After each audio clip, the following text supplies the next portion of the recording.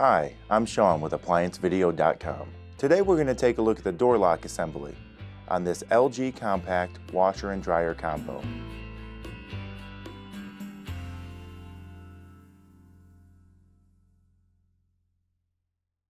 Stop!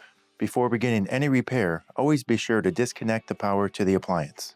It is also recommended to test the outlet for the proper voltage. Remember to also turn off the water.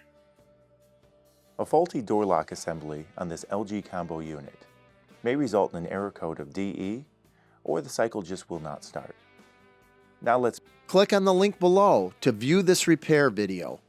ApplianceVideo.com guides you step by step, giving you the confidence to avoid recalls and callbacks, also saving time on repairs.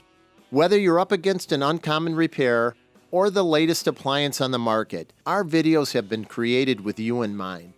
Our growing library of videos have been produced using our factory-certified technicians who have extensive in-field experience over the past 30 years.